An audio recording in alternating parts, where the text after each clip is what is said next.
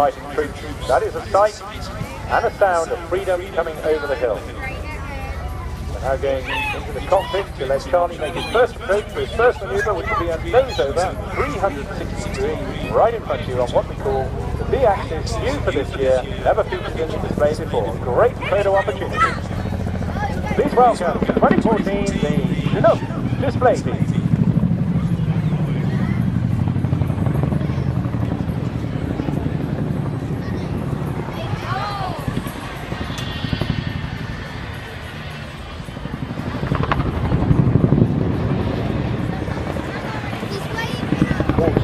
Back down. Reposition out on the left-hand side into a big wing over and go into one of the bigger favourites, of course, which is the roller coaster. So tell me about who's driving the aircraft today. Charlie Brown. Okay, we have Flight Lieutenant Charlie Brown, who grew up in Hong Kong but returned to the UK to study at the University of Nottingham. He joined the RAF in 2004 and commenced his flying training, and then was posted to Odium to fly Chinook, where he commenced his first frontline tour on 27 Squadron in September 2008.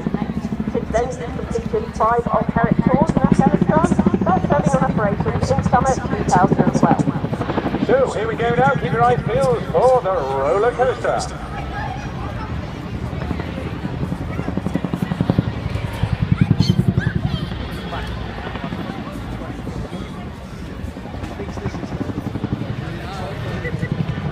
Charlie has over 1,600 hours on the Chinook, and this is his first year on the Chinook display team.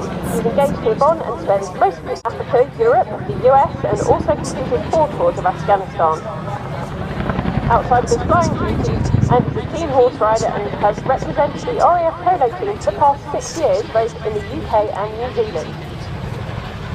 Super stuff. Well, successful 360 spiral descent there after that nose over. Very uncomfortable feeling sometimes when you appreciation, which you can show back as they come along the fly line. Then you see the big orange hand there. Come on, boys and girls, give them a big wave. As you're passing down the fly line, you'll notice these 3 hooks used for carrying underslung loads. The centre of these hooks can hold up to 10.5 metric tons. Yeah, 2 big hands there. They can see you really.